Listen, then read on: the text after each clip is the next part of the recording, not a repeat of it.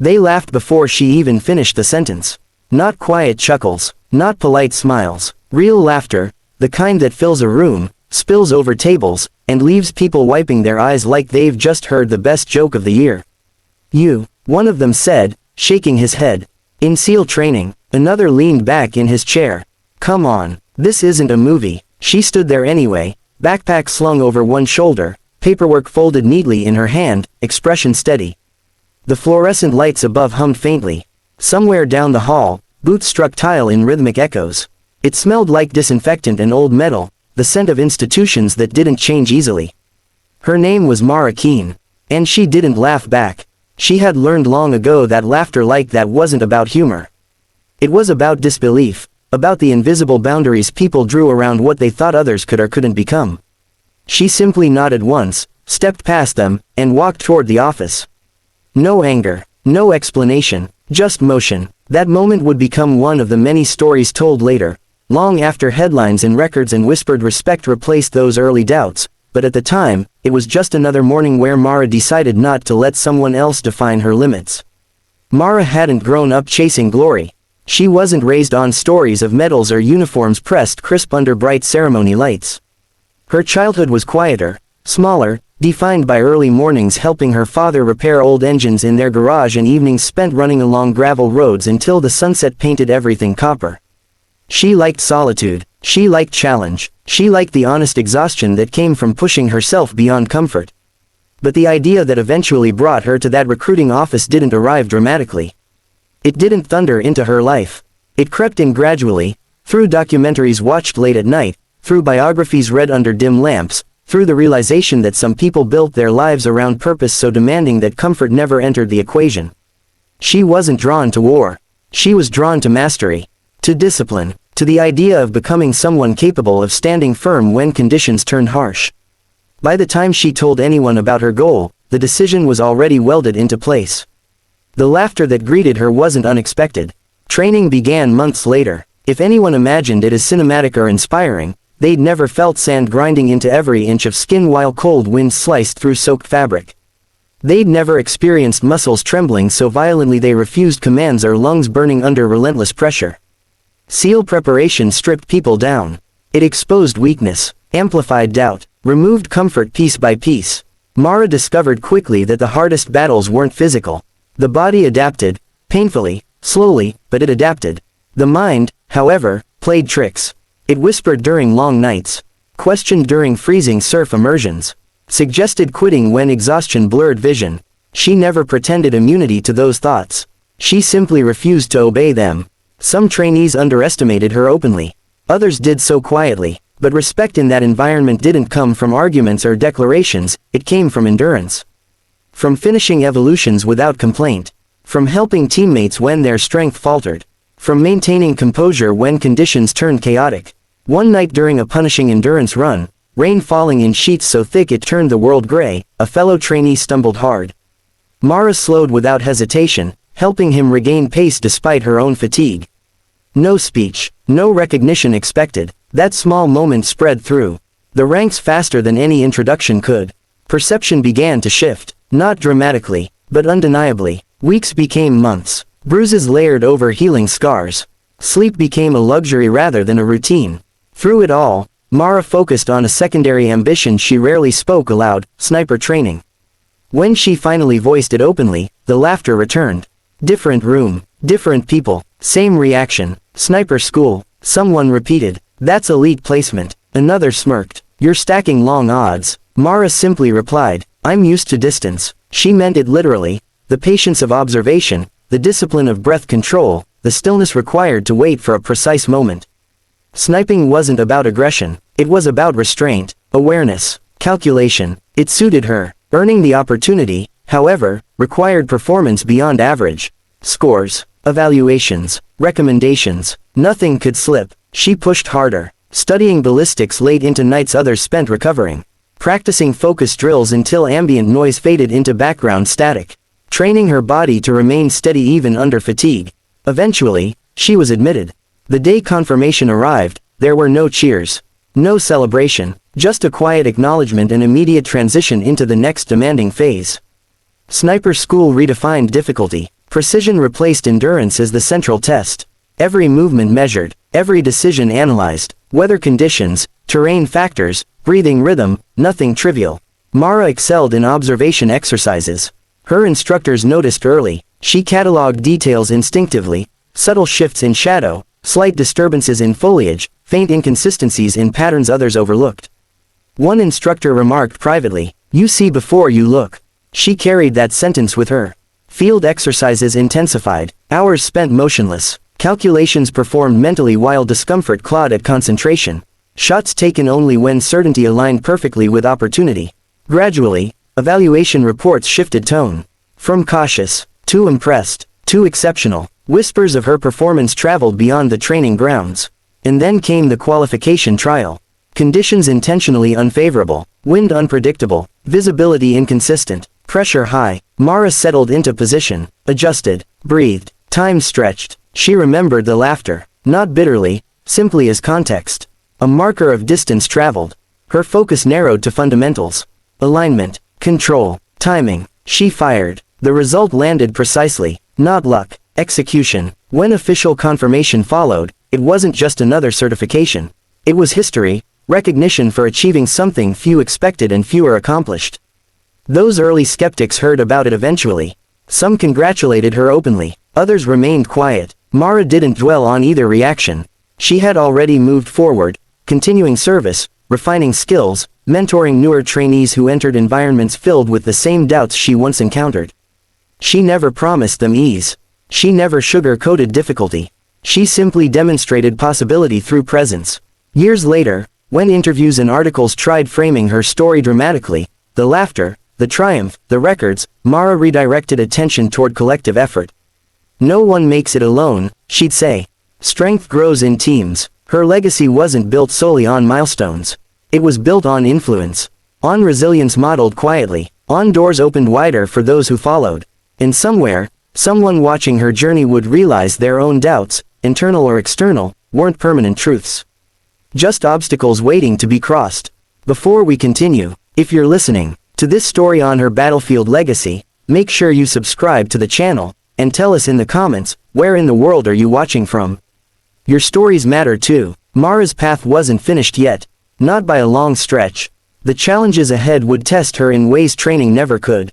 Missions where unpredictability replaced controlled evaluation. Decisions where consequences extended far beyond score sheets. In those moments, the ones that would define her reputation forever, were still waiting. Mara learned quickly that nothing in the field resembled training environments, no matter how demanding instructors tried to make them. Real operations unfolded in ways that ignored neat expectations. Weather shifted without warning. Information arrived incomplete. Human behavior refused prediction. Precision still mattered. Discipline still mattered. But adaptability became the difference between success and disaster. Her early deployments tested her patience more than her technical skill. Hours stretched into days of observation and quiet movement, often ending without action. She embraced that rhythm. Where others sometimes grew restless, she found clarity in stillness, listening, cataloging, understanding the space around her. It was during one of those extended operations that her reputation hardened from promising to dependable. The team had been tracking irregular movement patterns across difficult terrain. Visibility was poor, communication limited, the margin for error thin enough that assumptions could cost lives. Mara noticed inconsistencies others hadn't flagged, small positional shifts, behavioral cues that didn't align with expectations. She reported calmly, without urgency or dramatics. Her assessment led to a strategic adjustment that avoided an escalating situation entirely. Nothing explosive happened, no cinematic confrontation, just a quiet course correction that protected everyone involved. But within professional circles, outcomes like that echoed loudly. Dependability became her defining quality. Not flash, not spectacle, consistency. As years progressed, she balanced operational duties with instruction roles, guiding newer personnel entering specialized training. She understood skepticism intimately, the weight of being evaluated through assumptions, and she worked deliberately to dismantle that culture wherever possible. She challenged arrogance, encouraged humility, rewarded effort. Her mentorship style wasn't gentle reassurance. She demanded excellence, yet trainees recognized fairness behind the intensity. Standards applied equally, respect earned collectively. One evening after a training cycle concluded, a young recruit approached her quietly. They said I shouldn't try for advanced placement, he admitted. Thought maybe they were right. Mara studied him a moment before replying. Opinions are easy to give, she said. Results are harder to argue with. That conversation repeated in variations over the years, spreading influence far beyond her own achievements. People she trained went on to succeed in their own fields, carrying fragments of her mindset forward. Recognition eventually followed her publicly, commendations, invitations to speak, profiles written by journalists eager to frame her journey as symbolic progress. She accepted acknowledgement politely but resisted dramatization. Her narrative wasn't about proving anyone wrong. It was about fulfilling a commitment she made to herself long before laughter filled that first recruiting hallway. Time moved. Service seasons shifted into advisory roles. The intensity of active deployment gave way gradually to strategic consultation, policy input, and outreach initiatives encouraging broader participation in specialized training paths. She visited academies and training centers, speaking not about heroism but preparation. Not about victory but perseverance. Her honesty resonated more deeply than polished speeches might have. You will doubt yourself, she told one group. Others will doubt you too. Neither decides your outcome. Outside institutional walls, her life simplified. Early morning runs remained routine. Quiet reading evenings persisted. She never pursued celebrity or spectacle.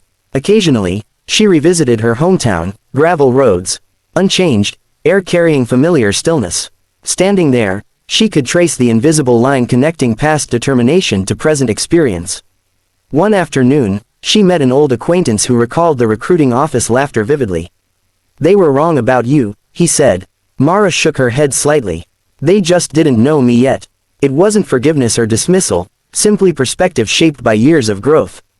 Legacy formed gradually around her name. Not just the milestone of sniper qualification. Not just operational excellence, but influence measurable through opportunity expansion and cultural shifts. Training environments grew more inclusive. Evaluation focused increasingly on performance rather than expectation.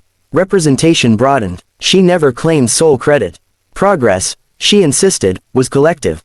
As retirement approached, she reflected less on achievements and more on continuity, ensuring knowledge transferred cleanly, lessons preserved accurately, and future generations equipped better than her own starting point allowed.